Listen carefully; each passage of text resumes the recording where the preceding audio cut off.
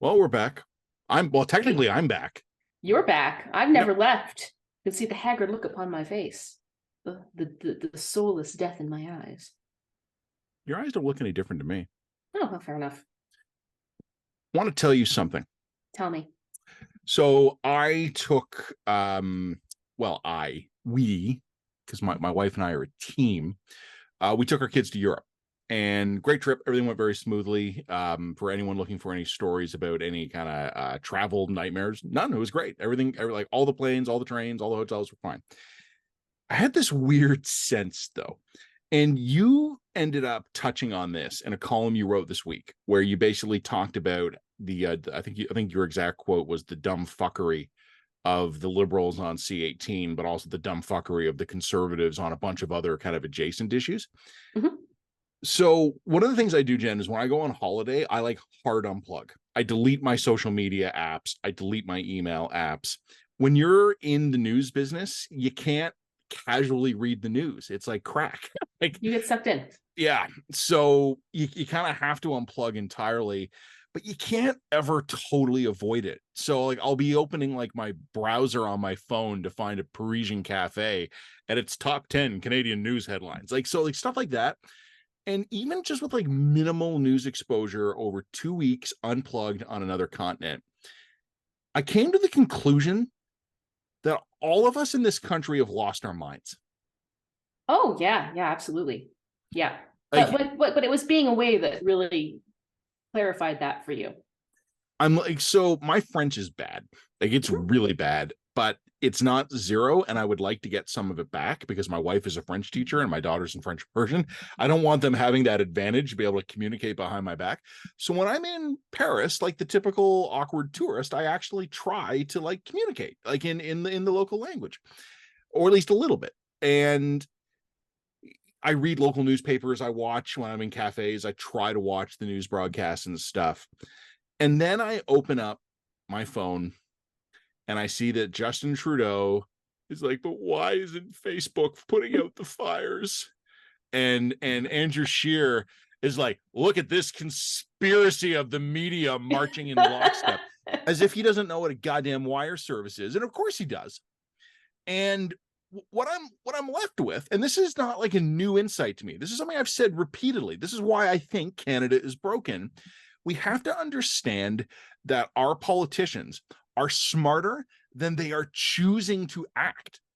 Like Mhm. there has been a conscious and deliberate choice that they are going to wage their political battles on a stupider level that they would actually otherwise be on.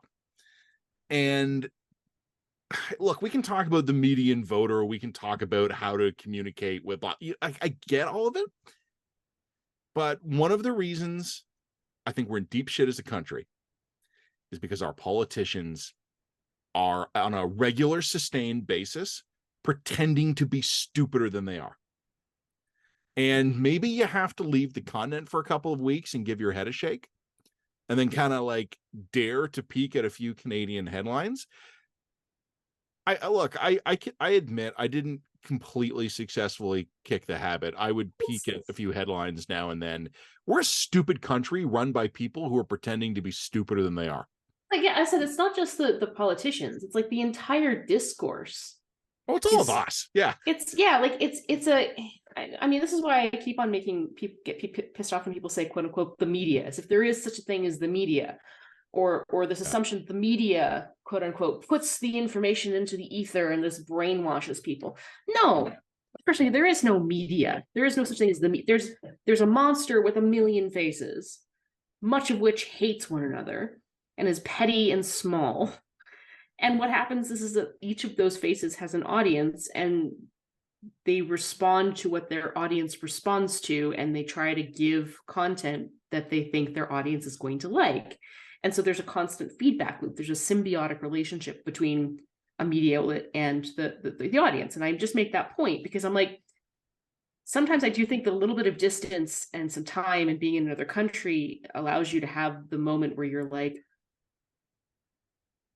this is also small. It's so petty. It's petty. Oh, you just muted yourself there, bud. Yeah, I did. One of my buddies once said it so well. And he said it in a context that has nothing to do with this, but it was just a brilliant observation. You never smell your own house. Yeah, that's right. Every time you go into a house, it smells like something. It could be a good smell, could be a bad smell, could be a neutral smell, but your nose and your brain register it. You step into your own house, you don't smell a damn thing because you breathe it every day.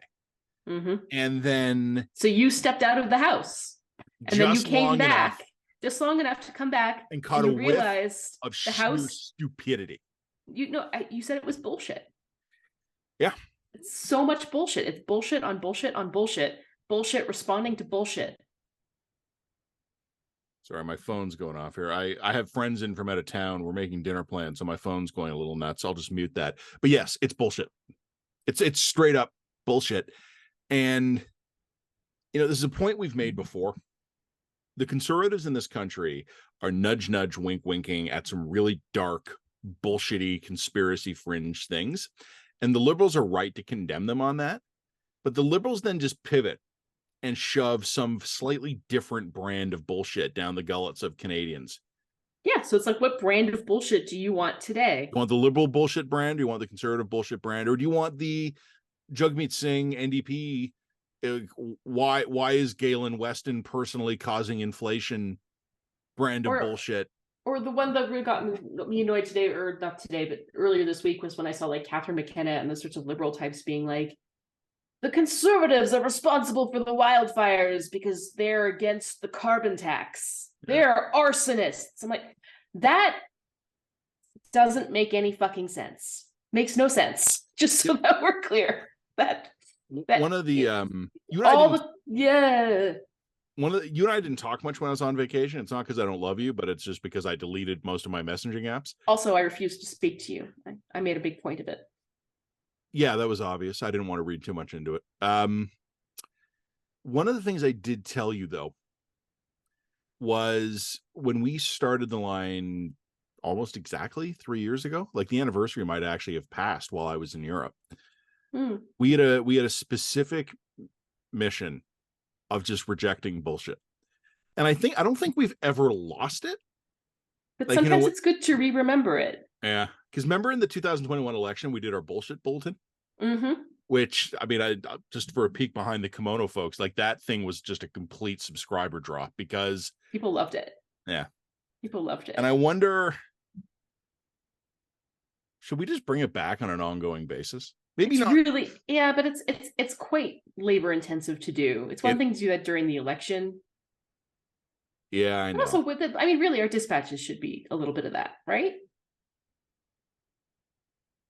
Bullshit bulletin. Anyway, it's just we're a big, complicated country with big, complicated problems, and our choice for options to lead us is Mr. Bullshit about Facebook or Mr. Bullshit about like WEF. Yeah.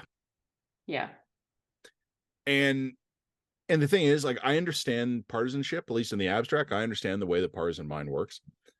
Or, well, no, I don't. I appreciate the fact that the partisan mind works that way, which is, I guess, a different thing. But the partisan mind is actually the dumbification of the mind.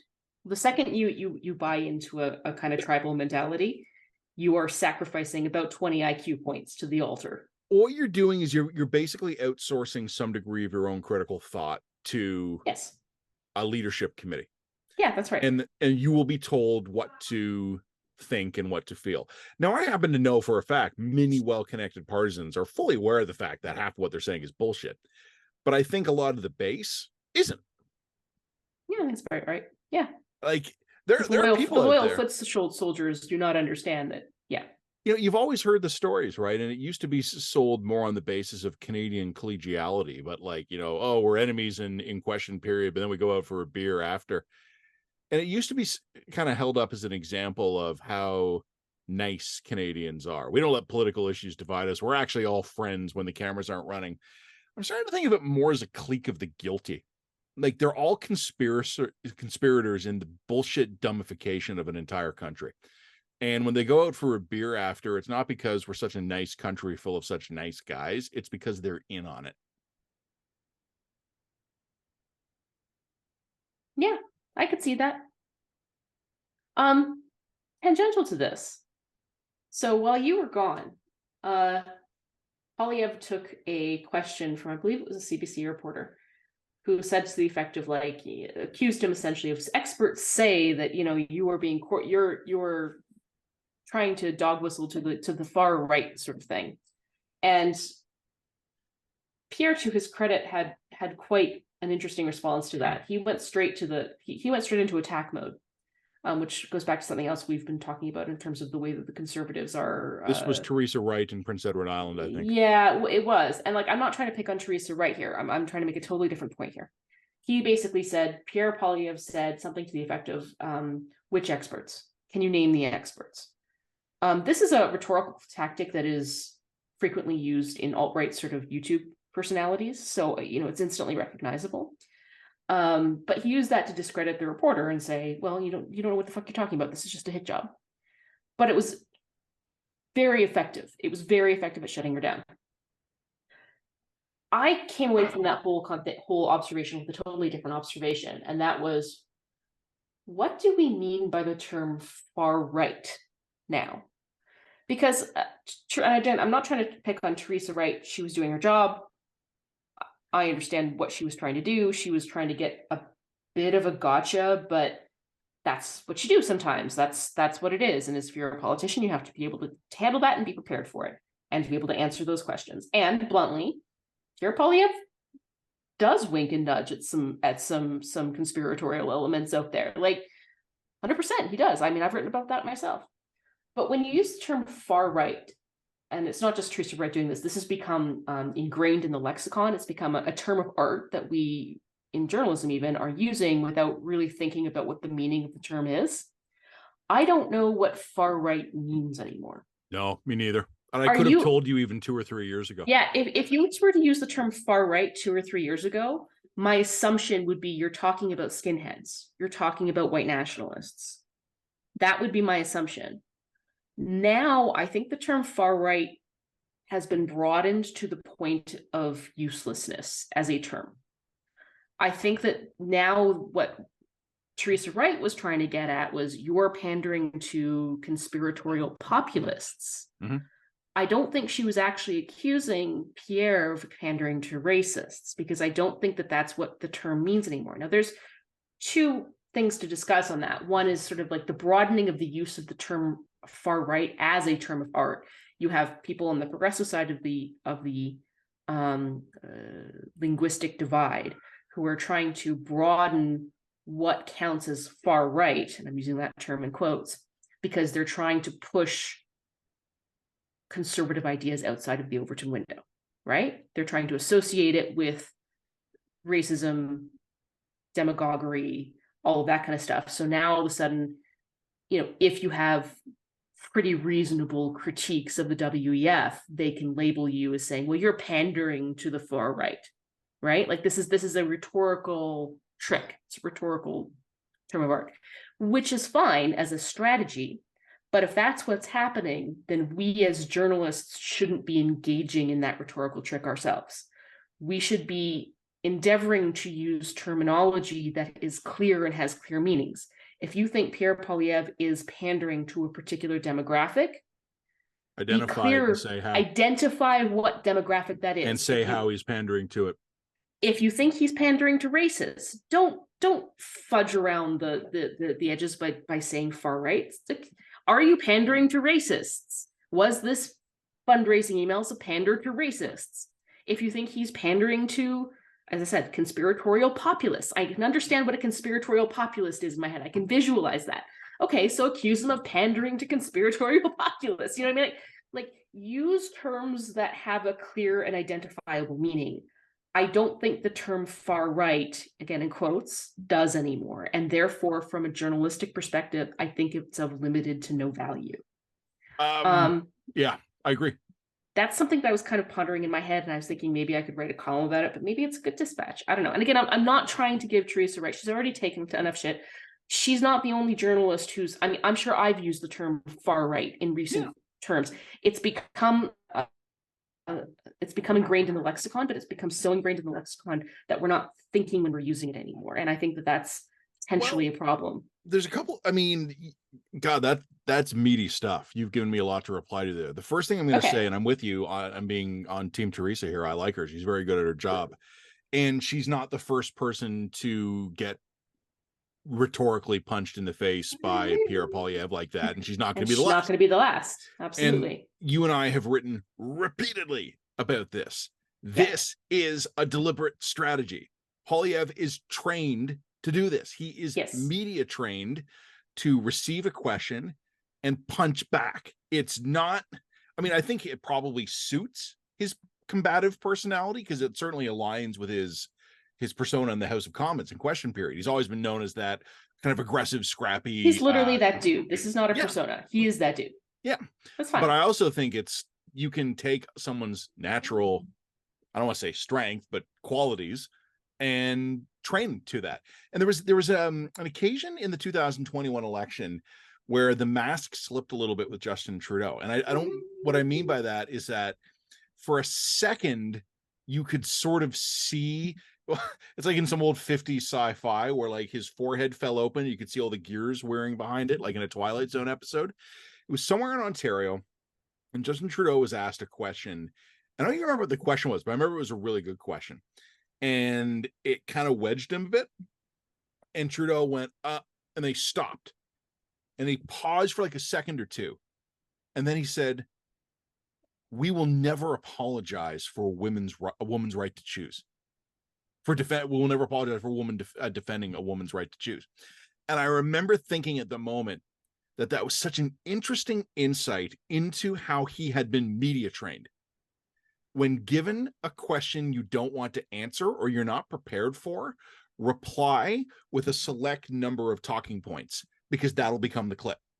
And even if people like you and I are calling him on it, even if it makes the news, which this one did, it's still going to be you delivering a message you want to be seen delivering. And that is not an accident. It's media training. And when Pierre Poilievre is asked a question, like, you know, experts say, whatever the exact phrasing was, his response is not off the cuff. He's drilled in it. And you and I have talked repeatedly about this. I've heard Matt Walsh do this exact same rhetorical tactic. Who are your experts? What are your sources? Asking people on the spot to go back to their source material. And what that tells you as a journalist is that if you are expecting to square off or you want to do the gotcha with Pierre, don't bring a gun, or don't bring a knife, or sorry, don't bring a knife to a gunfight. Yeah. Don't bring a knife to a gunfight. Yep. If you want to accuse him of this, have your receipts ready. You want to go gotcha. I'm not saying that's hate. That's part of the game. That's part of what we do. But be prepared to defend yourself and be prepared to do this.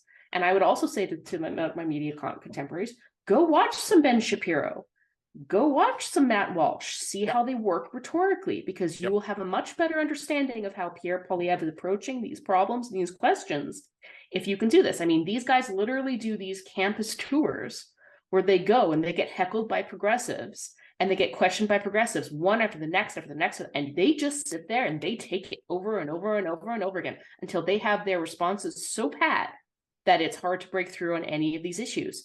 Pierre's are taking notes from that. You can see clear parallels between his rhetorical style and these guys. So you as a journalist, I don't care how progressive you are, whatever, you need to spend some time watching these guys because you need to understand how this guy thinks and fights. Yeah.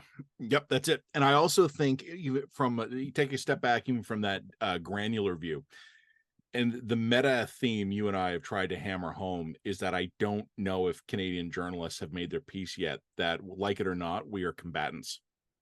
And like, there has been a decision in the Conservative Party to run against the media. And there are ways the media collectively can respond to that in a smart way, or at least to try and mitigate the damage. And then there are things that we can do that are stupid and just play right into it. Yeah. And I think and being the glass-eyed progressive 20-year-old who stands up to like land a question on Ben Shapiro on abortion is not the smart way to respond to this. Yeah. The other thing I think it's just worth bringing up is about the way the question was handled, I would encourage everybody, if you're interested enough in Canadian politics to be listening to Jen and I when we talk every week, sign yourself up. Maybe get a dummy email address to do it. It'll make your life easier. But sign yourself up for all of the party mailing lists. Mm-hmm. And then, just as a social experiment, watch how quickly things that happen in meat space, like real life, end up being weaponized into appeals for support by party mailing lists. Yep. Because the encounter between Wright and Poilievre in Prince Edward Island, I look, I wasn't checking my email that closely while I was on holiday, but I certainly saw it popping up in social media channels, which I know to be conservative friendly, or proxy accounts for Poilievre. I know who some of those guys are. And it was Poilievre destroys establishment media. Which again, framing right out of the Shapiro, Matt Walsh textbook. The other thing, Jen, though, maybe even the more relevant thing here, how fast it is. This is not like it happens 3 days later. No, these things are often in hours, and I have seen them in minutes. Yeah. So there is, and I still look, it's not a fun thing, but every time I send a tweet, I'm well aware of the fact that I could easily find myself an hour later, out of touch Laurentian downtown Toronto journalist says, donate $5 today.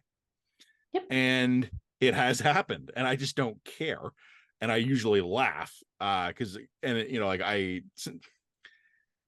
know some of these guys, and they tend to not give me too hard of a time. But if I say something stupid on the radio, if I write a bad line in a column, it will be jumped on, because this is a deliberate strategy. Yep. I don't even buy into the argument, Jen, that it's some nefarious scheme to destroy our truth-telling ecosystem so that conservatives can run on a buffet of conspiracies. I think it's much more simple than that. Media as a class is disliked, and there's political advantage to be seen punching us in the nuts. Well, yes, there's that. And then also, I do think that the conservatives for the last 20 years do feel like they've received an unfair ride from media, whether or not that they have or they haven't. I mean, that's a debate for another conversation. Babies. Yeah, but essentially they feel like you've been meaner to them than we've been to the liberals. And if the liberals, I mean, how many times have I heard this line? If Stephen Harper tried that XXX, I mean, ... right? I mean, they yep. feel like they're a beleaguered and aggrieved class. Yep. And we're one of the bullies picking on them. That's genuinely how they feel. I know, and they're idiots. And here's the thing: when the liberals play the same game, they're idiots too. Yeah. The idea that the media is for or against you is stupid, and it fundamentally misunderstands what the media is. We are the we're moral sociopaths who bite whatever hand is feeding us. Yes, and not only that, but I mean that's not to say that there aren't inherent biases and structural biases within the media. Like I don't think it's wrong to say that. Quote unquote, again, I'm talking about the media like it's one thing. I don't think it's clear to say that if you were to take all of the journalists in the country, they would generally be more progressive than the mean. I think that's probably true. So there are structural. Why it is. It's a self-selecting crew that is geographically centered in a particular part of the country. That's what it is. It's not a conspiracy. Yeah. The counterbalancing weight of thousands of small town newspapers and independently operated radio stations has evaporated, and what we're left with is Toronto, Ottawa, and Montreal clusters of media. So you're absolutely right that the media is more to the progressive side than the median Canadian, but I don't think we are in any way more to the progressive side of the median Toronto, Montreal, Ottawa resident. Oh, not at all, not at all. If anything, we might actually be to the right of that. Yeah, I think that's probably exactly correct. So it's like I said, it's not a conspiracy of left-wing Marxists out to get the conservatives. Well, it's a quirk of culture and geography, yeah. But anyway, that's a whole side conversation. I think there's something. Where I put my notes because I had other things to talk about. Here they are. Good. Anyway, I think there's a blurb I could do on like the far right as a term. Yeah. No, yes, that was the other point I wanted to make, because that was the substance of it here. I think two things are happening at once. First of all, I think some of the mainstream conservative movement has moved to what we would have called a couple of years ago the far right. I do think the conservatives have moved away from the center on some issues. So the You difference mean between far right is in like nationalist racist? not necessarily racist, Okay. but I mean on immigration issues, I think the conservatives are moving away from what their position might have been even 3 years ago. Yeah, but I On don't think that cultural issues, I think they're getting sharper. for someone to say, look, you're taking in too many immigrants because it's putting undue pressure on our housing stock isn't a far right position. No, but it's moving away from a center consensus. And Well, I think I think the center consensus is probably moving away on that front. I think it is. I think for someone to say, I don't think that we should be bringing in immigrants because they challenge our inherently superior Anglo-Saxon values. I mean, like that is a far right position. Yeah, but a lot of the people saying I'm worried about teacher access mean the other thing. Like we all know full well there's Trojan horses. Of course there's Trojan horses, and of course this thing, but this is why I also am really wary about using terms like dog whistles. Yep. Because there are dog whistles. There are absolutely conservative and, whatever dog whistles out there. But the problem is that there are also just statements of position that don't necessarily mean other than what they are, right? Like I wrote a column in the Globe.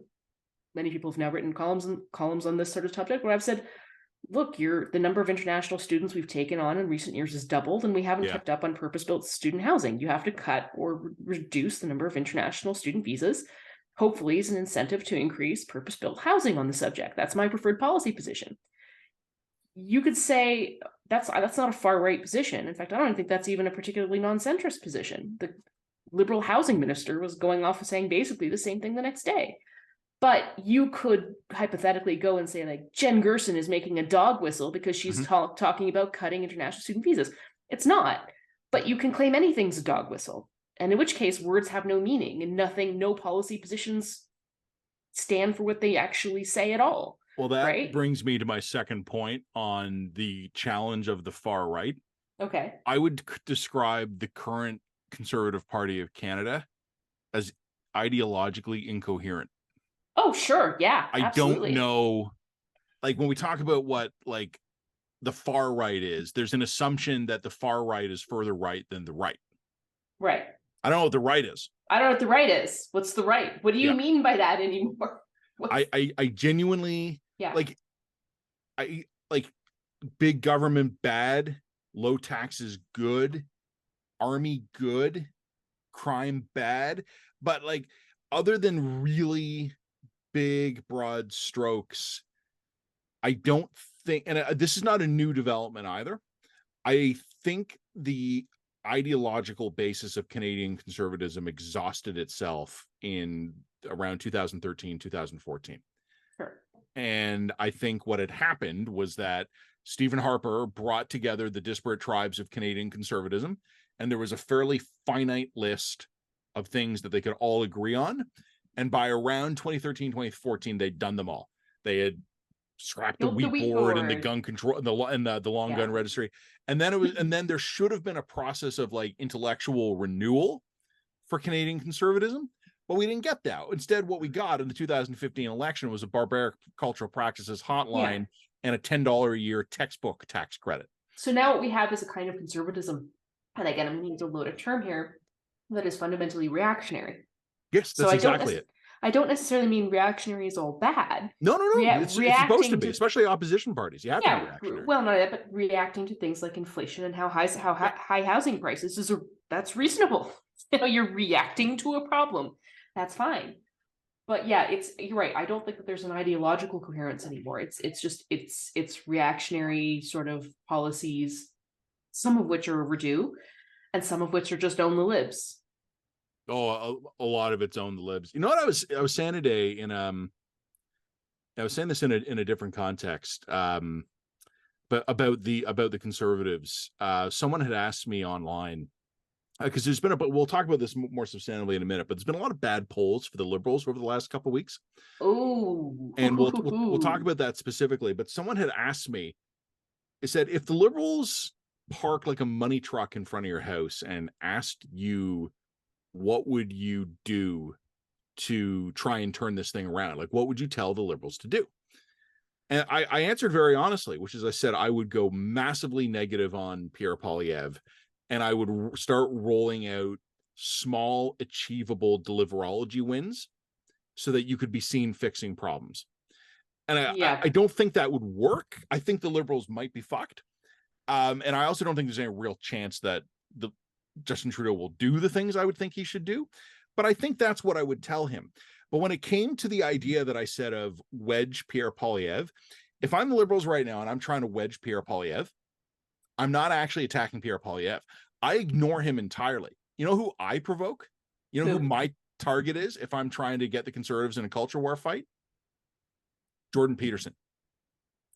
I am doing everything I can as a Liberal strategist, hypothetically, to enrage influential right-wing Canadian social media figures. Because those will start pushing the base. Correct. For a more reactionary space, and then you're going to have Pierre basically being pulled forced by his own again and again and again to adapt Can a position. We, like, not mention that because that's smart. Too late.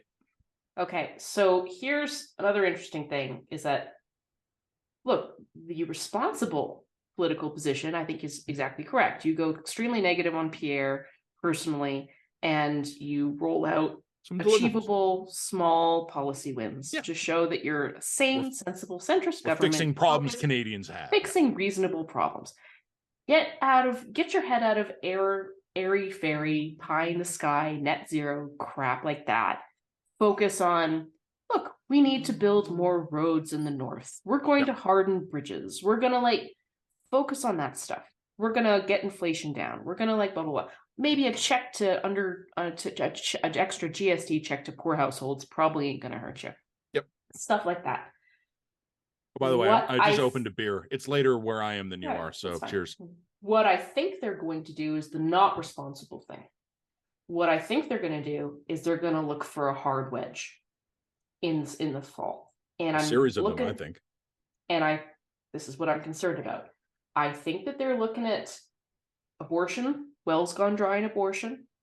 Wells gone dry on guns. What's the other major culture war issue that you can try and use to wedge the Conservatives? I see 3 today. Okay. Trans rights and gender identity issues. Mm-hmm. You're not going to like this one. Mm-hmm. COVID. Okay. Climate. Climate's not going to work as a wedge. Climate's not going to work as a wedge because all Pierre has to do to respond to climate is say we're going to focus on a sensible climate change policy that prioritizes mitigation and hardening of infrastructure. It's so easy. Let me tell you why I think you might be wrong on that one. Okay, and again, it depends. It depends. Let's just put a pin in that for a moment. It depends. COVID, to me, if they go wedge on COVID, that is suicide. Everyone's over it. The third one, it's the biggest one. It's trans and gender identity.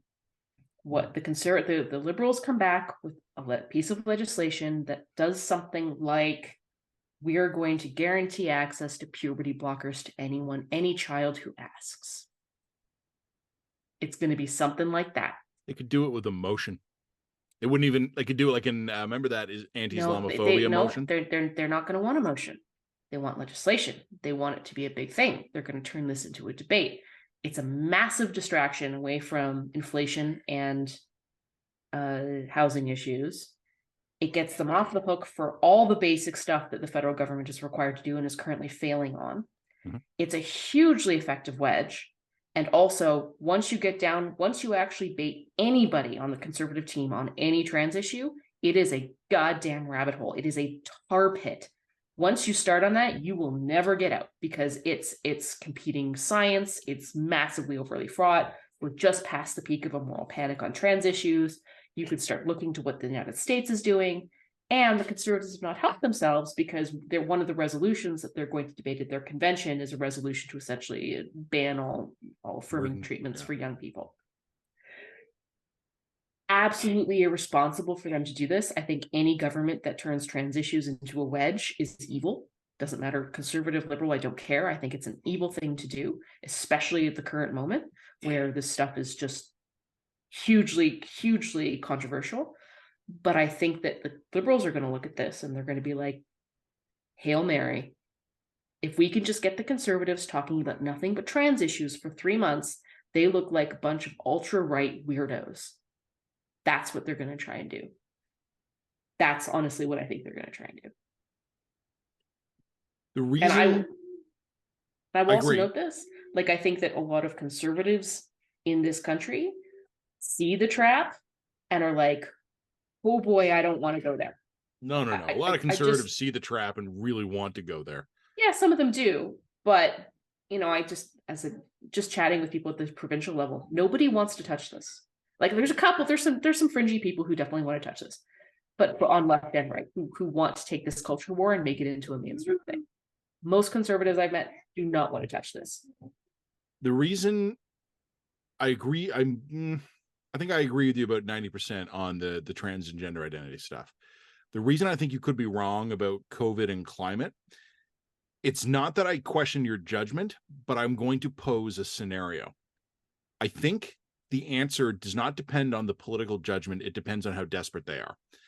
Because when they make these decisions, if they are making the decision and the assumption is we still have a chance to win, then I think they leave COVID and climate off the table. I think they pick probably, as we said, the trans and gender identity wedge, and they're like, we can win on this one.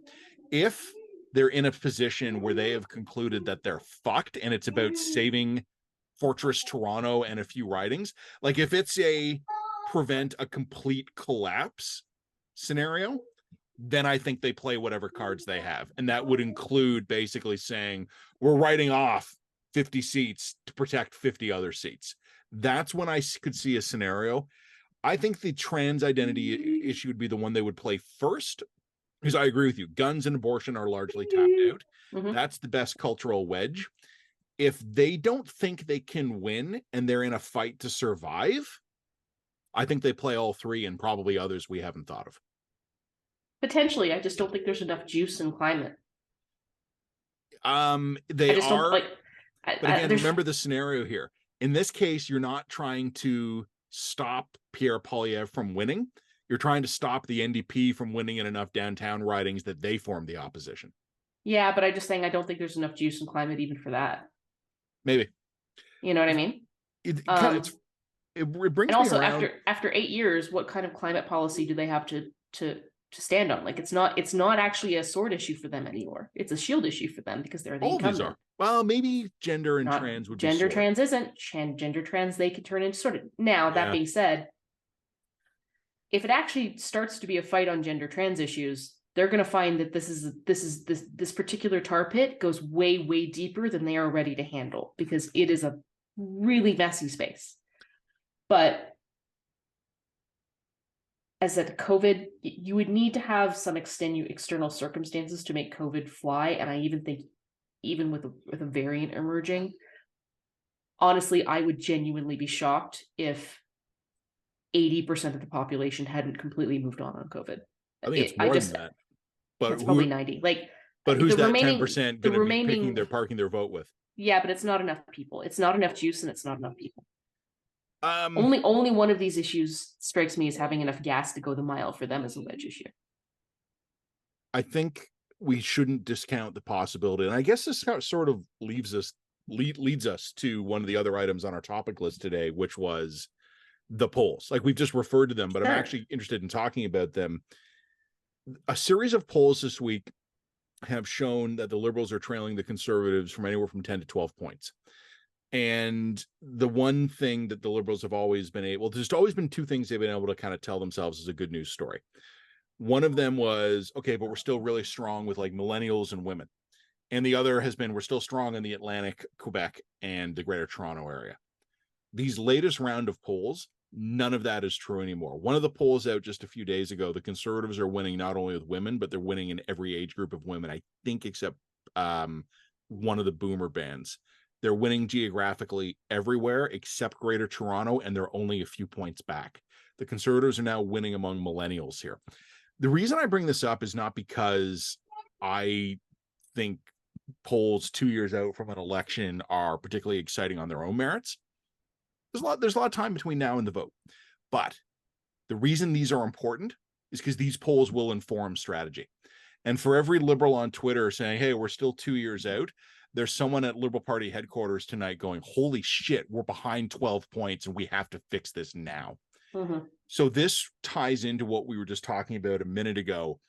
When you're 12 points back and you have just done your cabinet shuffle, you've just had, and I hate to even bring this up again, but you've just successfully managed the announcement of a personal life circumstance change for the prime minister, and you're back 12 points.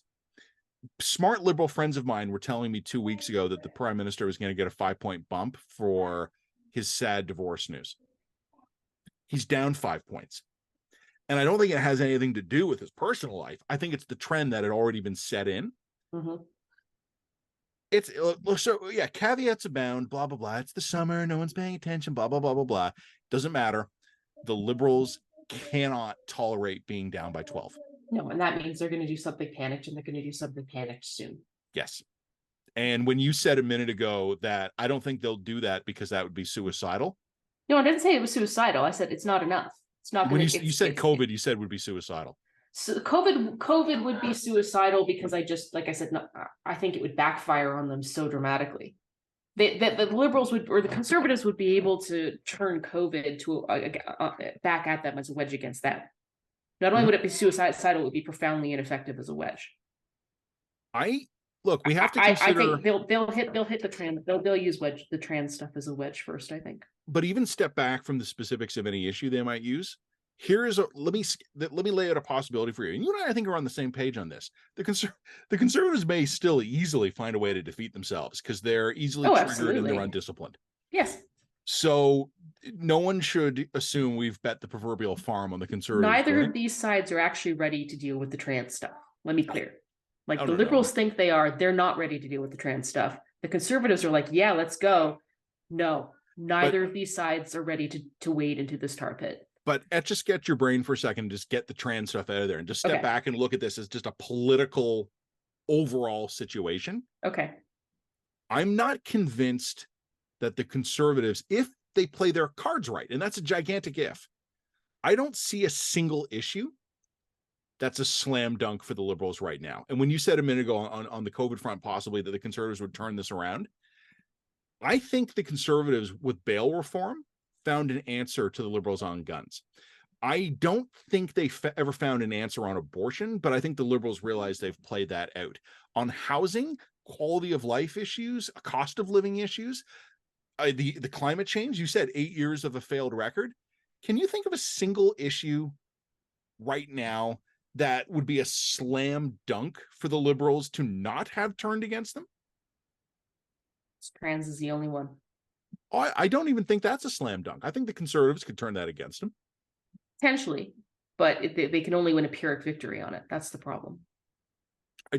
I think, a couple of months ago, Canadians were treated to the spectacle of discovering that critical cabinet ministers in charge of national security and public safety related portfolios were not regularly checking their emails.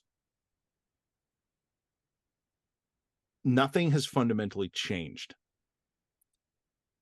What we're talking about here would require the Liberals to be absolutely at their A game. And it is 100% possible that they find a way to turn this thing around and win, but they've got to be good. They got to be smart. They got to be disciplined, and they got to be lucky. Luck is out of their hands. The other three, I'm not seeing any sign of it. Nope. Fair. Like you're saying that they could be so stupid that they stumble onto one of these other wedges.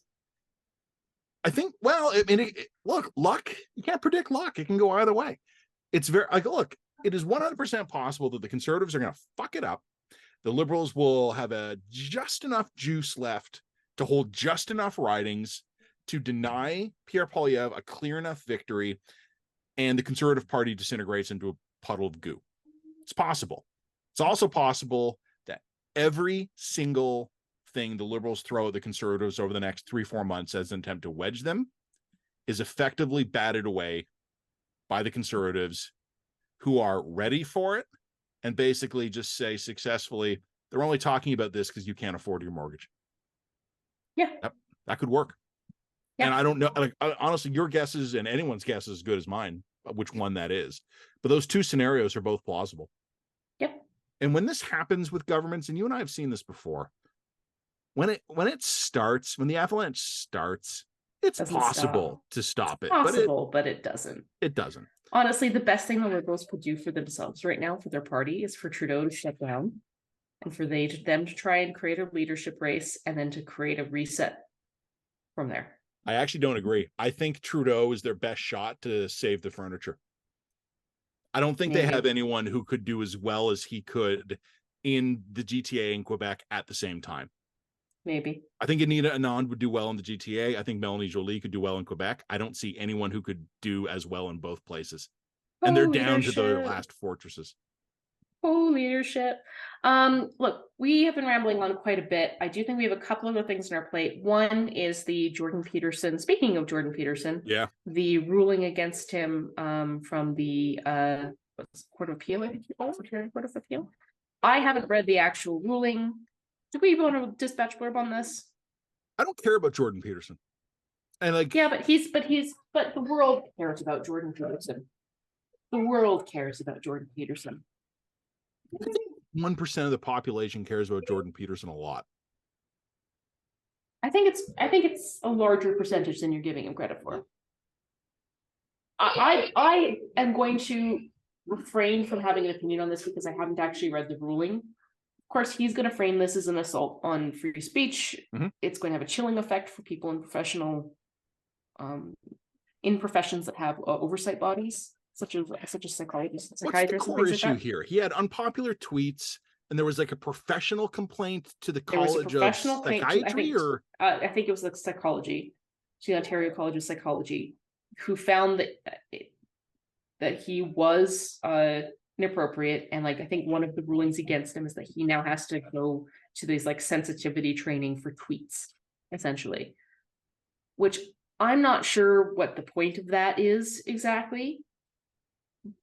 It's a weird sort of quasi judicial ruling that forces him to undergo a kind of training that I'm not sure has any value. It certainly isn't going to change the way he tweets.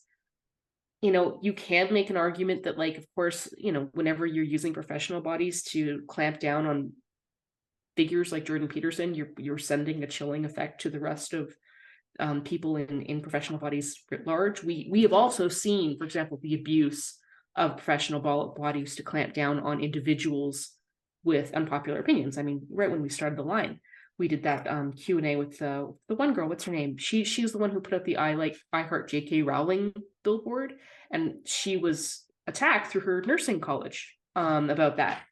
It's a huge problem, and particularly if you don't have the resources to stand up for yourself, it's almost like it's an abuse of those types of colleges to shut down people with unpopular opinions. Of course it is. So this is an issue, but until I actually read the ruling, I don't know if I really want to comment on whether or not the ruling is appropriate or not. It seems to me like being asked to go to, social media sensitivity training is not really an undue burden, but I'm not sure that that's the point either. Yeah. I remember years ago, and it was so long ago, I don't remember who it was. I don't recall if it was Mark Stein or if it was Ezra Levant, but it was one of them.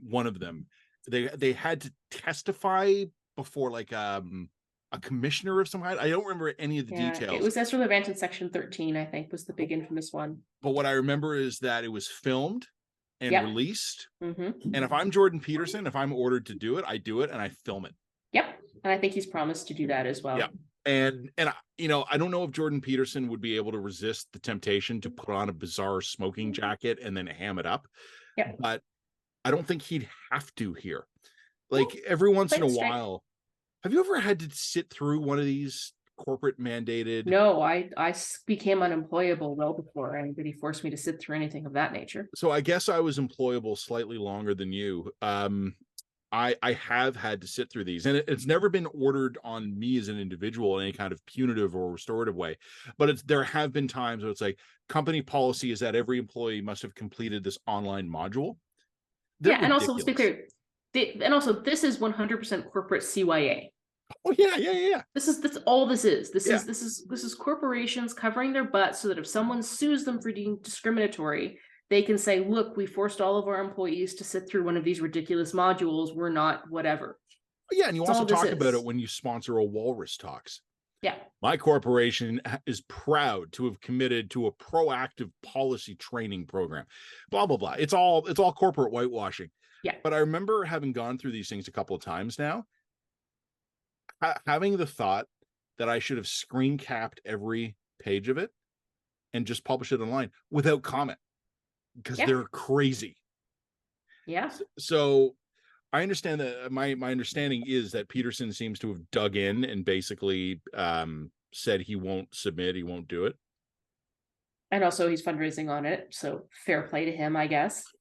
Well, the circle of life continues, I guess. Absolutely. But I mean, it would be hypocritical for us not to donate to the line.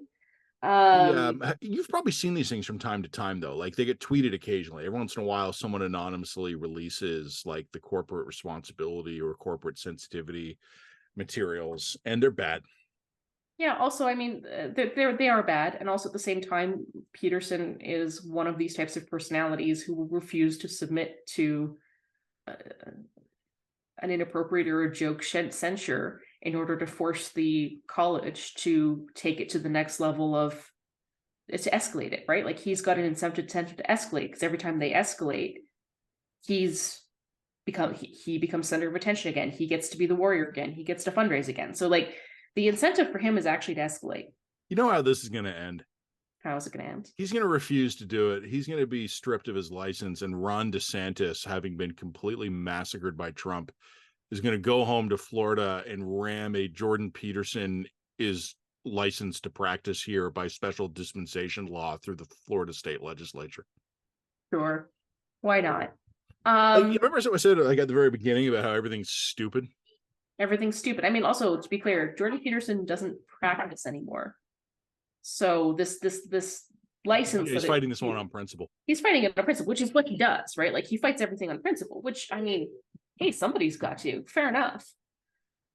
Us little guys can't take on every fight on principle. I mean, you got to pick. The rest of us, mere lowlifes, sometimes have to pick our battles. It's just what it is. So look, I don't know. Anything else urgently on your list? Yeah, in Alberta, they canceled a bunch of these green projects, and I keep on meaning to dig into it because it is some really egregious fuckery from what I can hear. But I haven't really looked into it yet. Do we care? Do you care? No. Okay. And then you were going to write a column about the green belt until I mocked you. You didn't mock me. You gave me good advice. I seem to have briefly forgotten how to write after my holiday. Happens. And I thought I had something column worthy to say about the green belt. And I tried 3 or 4 times to write it. And after 300-400 words each time, I just deleted the document because I forgot how to write. I did get my writing mojo back by the end of the week. I was asked by the Star to write something, and I only needed 2 deleted drafts before I was able to rediscover how to write. But no, I mean, the green belt. So let me just tell you something, Jen, and this is something that I don't know if people outside of Ontario pay attention to this. Something about Doug Ford is that he has no poker face. Mm-hmm.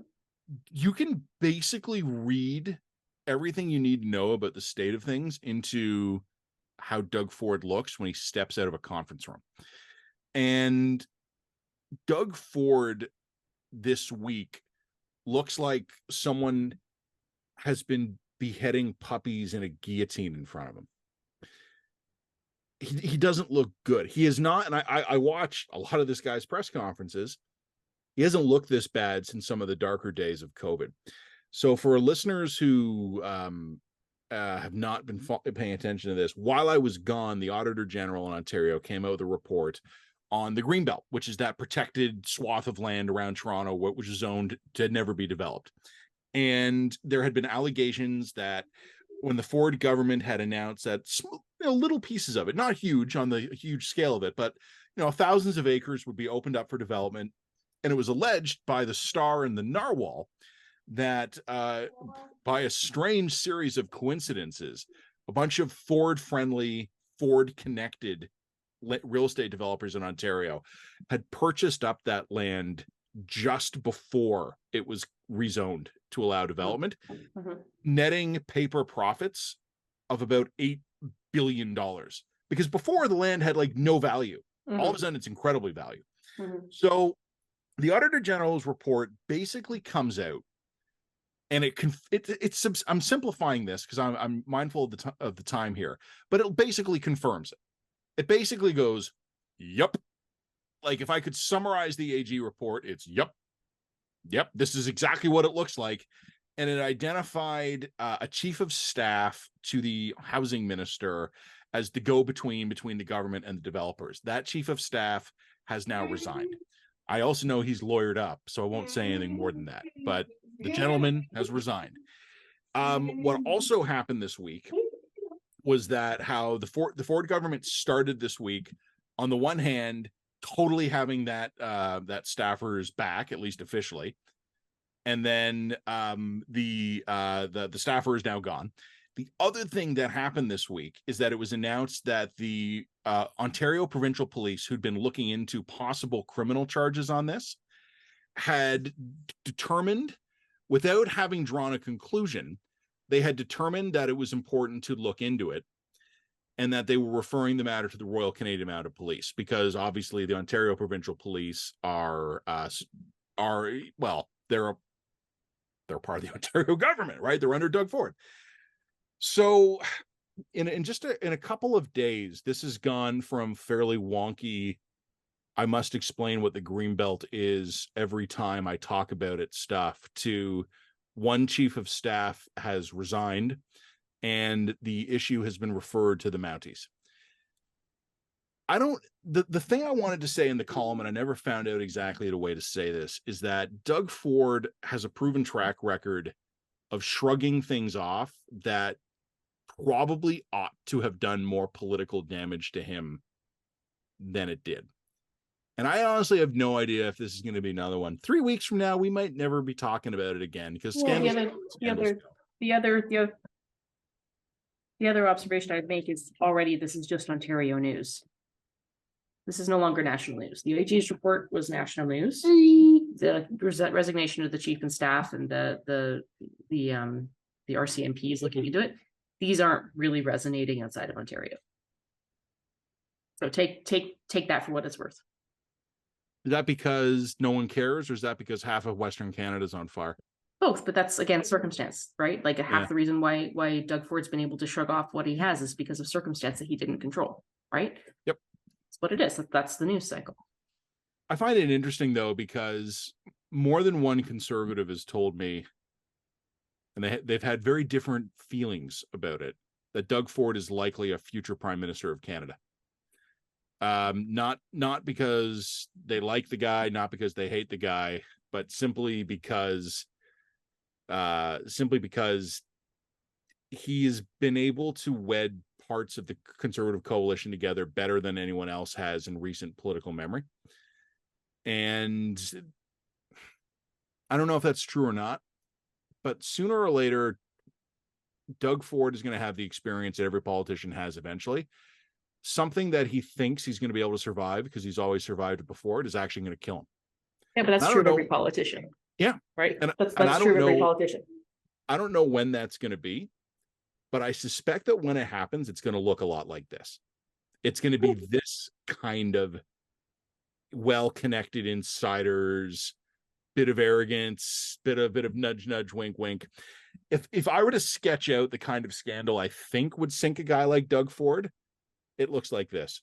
And people who are listening on a podcast and not watching the video will never know the performance your son is putting on in the background right now. It's pretty spectacular, isn't it? And I think that's pretty much my timer has gone off here, hasn't it? I think so too. The only thing I was planning on mentioning in the podcast that I believe has been decreed we will not have time for is the winification of Justin Trudeau. I think I'll I think I'll Yeah, write well, that up as a blurb. I think you got to write it up because I don't think that Jamie here has got any patience for a conversation about how Justin Trudeau is increasingly looking like Kathleen Wynne. What do you think, Bud? Is that a thesis you're into? James, is that a thesis you'd like to hear about? Oh, Yes. yes, he does. Well, James, I'm going to keep you in suspense. We'll put it that way.